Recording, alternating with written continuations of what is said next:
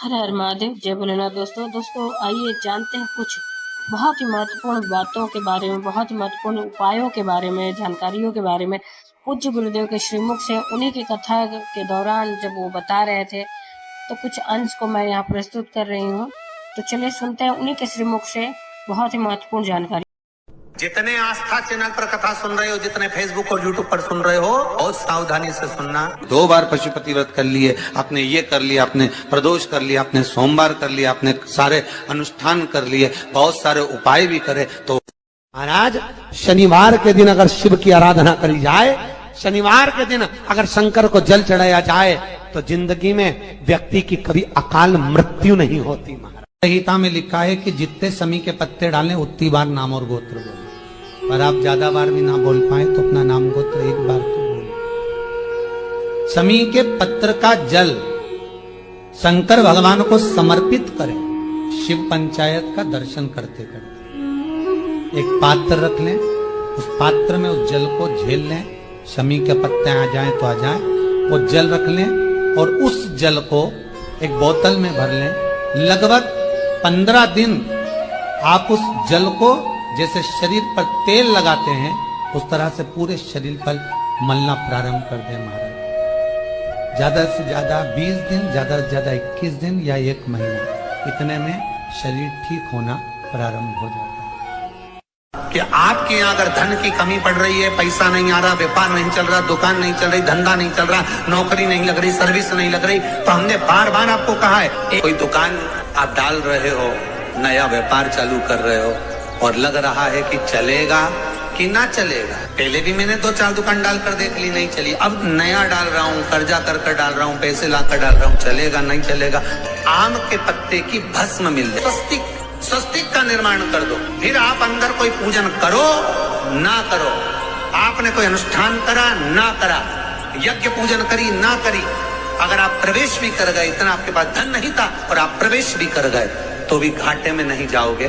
शिव महापुराण की कथा का ये संवाद याद रखिए। लिंगपुर आम के पल्लव को जो वर दिया गया, तो आम के 21 पत्ते इकट्ठे कर उसको आग लगाकर उसकी भस्म तैयार कर शंकर भगवान के शिवलिंग पर शाम के समय प्रदोष काल में चढ़ा दीजिए वो भस्म, और उस भस्म को उठाकर लेकर आ जाओ, डब्बी में भर लो और गाय का घृत उसमें डाल लीजिए। जिस पुरुष नारी को चर्म रोग हो जाए, चर्म रोग, कहीं खुजली चल रही हो, कहीं दाने पड़ गए हो, कहीं चमड़ी सफेद लाल काली पीली जैसी पड़ गई हो, कहीं दाग हो रहे हो, चर्म रोग, कहीं खुजाल चल रही हो, तो और उस स्थान पर लगाना चालू कर दीजिए। 3 दिन में दाग खाद खुजली जो भी होगी मिटना प्रारंभ हो जाएगी। उसमें इतनी प्रबलता आ जाती है। शंकर को जो भस्म चढ़ी है, आम के पत्ते की भस्म का भी हमारा शास्त्र वर्णन करता है। उस भस्म को छान कर पीस कर उसकी कोई दुकान आप डाल रहे हो, नया व्यापार चालू कर रहे हो और लग रहा है कि चलेगा कि ना चलेगा, तो उसके लिए सबसे पहला काम करो,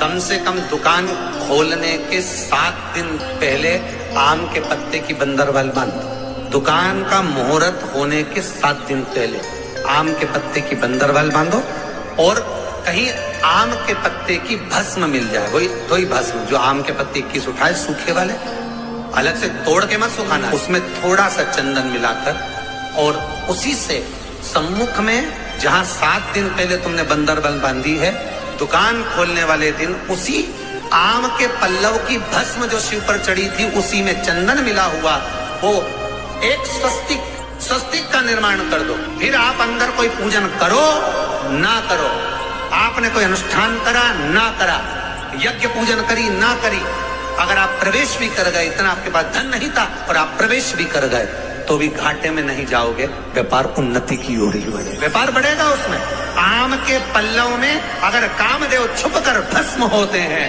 तो शंकर मेरे आम के पल्लव को भी वर प्रदान कर देते, आम के पल्लव को भी शिव वर। शनिवार के दिन जो बेलपत्री के वृक्ष के नीचे जौ के आटे का चौमुखी दिया, सरसों का तेल डालकर, उसमें काली तिल डालकर, उसमें एक सफेद फूल डालकर, बेलपत्री के वृक्ष के नीचे जैसे एक चौमुखी दिए को जौ के आटे के दिए को लगा दिया जाता है। जो व्यक्ति चिड़चिड़ करता है, जो व्यक्ति क्रोध करता है, जो व्यक्ति अपशब्द बोलता है, आड़ा टेढ़ा बोलता है, ताने देता है, ईर्ष्या रखता है, घर में चिड़चिड़ करे, पूरे घर को अस्त व्यस्त कर रखा, उस व्यक्ति का नाम और गोत्र बोलकर मात्र एक दिया लगा दिया जाए, व्यक्ति अपशब्द कहना बंद कर देता है, उसका प्रेम प्रबल हो जाता है, उसकी ईर्ष्या समाप्त हो जाती है, उसकी नफरत समाप्त हो जाती है। हम आपसे बार बार कहते हैं ना, कई बार आपको कहा कि आपके यहाँ अगर धन की कमी पड़ रही है, पैसा नहीं आ रहा, व्यापार नहीं चल रहा, दुकान नहीं चल रही, धंधा नहीं चल रहा, नौकरी नहीं लग रही, सर्विस नहीं लग रही, तो हमने बार बार आपको कहा है,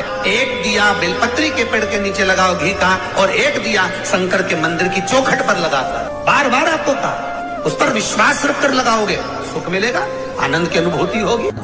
पशुपति व्रत कर लिए, आपने ये कर लिया, आपने प्रदोष कर लिया, आपने सोमवार कर लिया, आपने सारे अनुष्ठान कर लिए, बहुत सारे उपाय भी करे, तो शुक्रवार के दिन अगर शंकर के मंदिर में जल चढ़ाया जाए तो नारी का अखंड सौभाग्य होता है। शुक्रवार के दिन बेलपत्री के वृक्ष के नीचे बैठकर घृत का दिया लगाकर शरीर में जो रोग है उसका स्मरण कर कल करके देखना, जो बच्चा चिड़चिड़ कर रहा हो, बहुत गुस्सा कर रहा हो, बहुत गुस्सा, जो बहू चिड़चिड़ कर रही हो, जो सास चिड़चिड़ कर रही हो, भाई बंधु कुटुंब कोई चिड़चिड़ कर रहा हो, बहुत क्लेश घर में हो रहा हो, एक कटोरी में पानी लो, तुमरुका जी का नाम लो, शिव जी का नाम लेकर, तुमरुका जी का नाम लेकर थोड़ा सा पानी का आचमन करा दो, 10 मिनट 5 मिनट में एकदम चुप, लड़ी नहीं सकती, गुस्सा। लक्ष्मी सबसे ज्यादा प्रसन्न कौन से दिन होती है? जम के बोलिए जरा। शुक्रवार।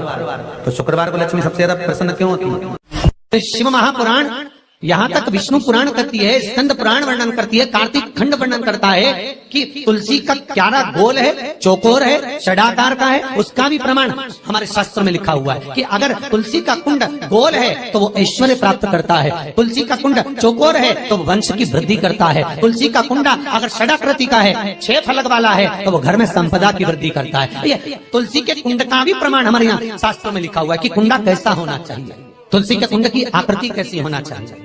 उसका प्रसन्न होने का कारण क्या था?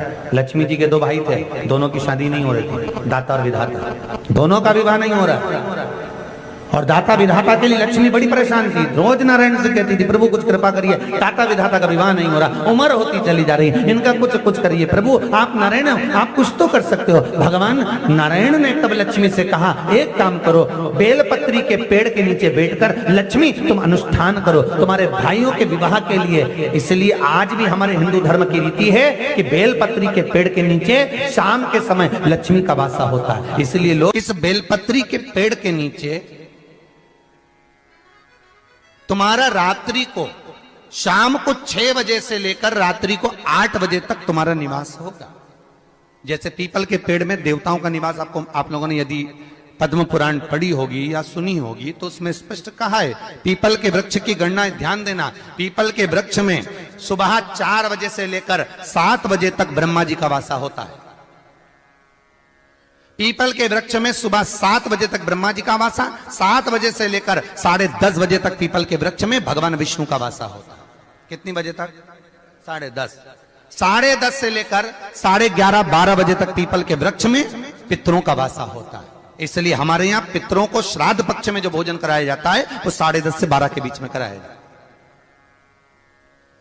12 बजे के बाद पीपल के वृक्ष में दोपहर के 1:30 बजे तक आहूतों का वासा रहता है। आहूत कौन? जो गर्भ में शांत हो गए, जो कुंवारी अवस्था में शांत हो गए, जो जन्म लेने के बाद उनका विवाह नहीं हुआ और शांत हो गए, उन आहूतों का वासा उस पीपल के वृक्ष में दोपहर में 1:30 बजे तक रहता है। उसके बाद में प्रेतों का वासा चालू होता है, इसलिए दोपहर के समय पीपल के पेड़ की परिक्रमा नहीं होती। फिर शाम को 4 बजे से 7 बजे तक पीपल के वृक्ष में शंकर जी का वासा होता है, इसलिए शाम के समय पीपल की परिक्रमा नहीं होती। 7 बजे के बाद में पीपल के वृक्ष में रात्रि को 9 बजे तक कुबेर का वासा होता है। फिर 9 बजे के बाद में प्रेतवास चालू होता है पीपल के वृक्ष में। उसी तरह बेलपत्री का जो वृक्ष है, उस बेलपत्री के वृक्ष के नीचे रात्रि को 8 बजे से लेकर 12 बजे तक बेलपत्री के पेड़ के नीचे कुबेर का निवास होता है। महाराज, कुबेर का निवास। प्रयास करा करो इसी बेलपत्री के पेड़ के नीचे हम दीप लगाएं, घी का दीप। यदि संपदा की कमी हो तो, अगर भगवान ने खूब संपदा दी है तो भले मत लगाओ, कोई दिक्कत। महामृत्युंजय मंत्र का यदि आप जाप करते हो और आपको मालूम पड़ गया कि शरीर में मुझे ये रोग हो गया है, मुझे शुगर हो गया है, मुझे बीपी हो गया है, मेरा ब्लड प्रेशर ऊंचा नीचा रह रहा है, कोई भयंकर रोग, मेरे रिश्तेदार को कोई कैंसर जैसा रोग हो गया, किसी को कोई थायराइड हो गया, किसी को कोई किडनी और लीवर में सूजन हो गई, किसी को कहीं किडनी और लीवर में तकलीफ हो गई। तो शिव महापुराण की कथा कहती है, नवग्रह शिव महापुराण की कथा कहती है कि बेलपत्री के वृक्ष के नीचे महामृत्युंजय मंत्र का जाप जो शुक्रवार की शुक्रवार घी का दिया लगा कर करता है, उसके रोग बाबा देवाधिदेव महादेव समाप्त करते चले जाते हैं। ये संजीवनी मंत्र शुक्रवार के दिन भगवान शंकर को शुक्र को दिया था, इसलिए उसकी प्रदान। शुक्रवार के दिन बेलपत्री के वृक्ष के नीचे बैठकर घृत का दिया लगाकर शरीर में जो रोग है उसका स्मरण कर कर शंकर जी से विनय कर कर, हे भोलेनाथ, आपने शुक्र देवता को संजीवनी मंत्र दिया है, तो क्या आप मेरे को वो मंत्र प्रदान नहीं करोगे? मेरे रोग, मेरी बीमारी, मेरे दुख को आप नहीं हरोगे? शिव से कहो, ये शरीर आपने दिया है और भजन करने के लिए दिया है, स्मरण करने के लिए दिया है, कीर्तन करने के लिए दिया है, तो संभालोगे भी आप। और बेलपत्री की ओर मुख कर कर घी का दिया लगाकर महामृत्युंजय मंत्र का स्मरण कर लेने पर धीरे धीरे धीरे धीरे धीरे धीरे वो रोग समाप्ति की ओर आता चले जाता है। अगर आप शंकर भगवान को एक लोटा पानी अगर शिव को समर्पित कर रहे हो, श्वेत पुष्प को रखकर शंकर जी के ऊपर सफेद फूल को चढ़ाकर अगर एक लोटा जल भी एक पात्र जल भी शंकर को समर्पित कर रहे हो, तो ये लक्ष्मी के लिए ही तो कर रहे हो। और कौन सी लक्ष्मी? पूर्ण लक्ष्मी, पूर्ण लक्ष्मी। आपको पहले भी कथा में कहा, एक बार भगवान विष्णु के सामने लक्ष्मी मैया ने बहुत तेज स्वर में कह दिया था, नारायण, दुनिया के लोग आपका नाम जपते हैं, दुनिया के लोग नारायण नारायण कहते हैं, दुनिया के लोग आपका भजन करते हैं, पर सत्य मायने में कहूं ना तो मेरे बिना दुनिया के लोगों की नहीं चल सकती, मेरे बिना दुनिया नहीं चल सकती, संसार मेरे बिना नहीं चल सकता। भगवान विष्णु ने कहा ये तो गलत है लक्ष्मी आपका कहना। एक दिन लक्ष्मी को अहंकार आ गया, अहंकार के संबोधन जब माता लक्ष्मी कहने लगी तो भगवान उसी समय पर भगवान विष्णु को क्रोध आ गया और भगवान विष्णु ने कह दिया, लक्ष्मी तो इतनी बड़ी बड़ी बात कहती है कि तेरे बिना नहीं रह सकती संसार? मैं तुझे कहता हूं लक्ष्मी, तू अपूर्ण है, तू अपूर्ण है, तू पूर्ण कब हो गई?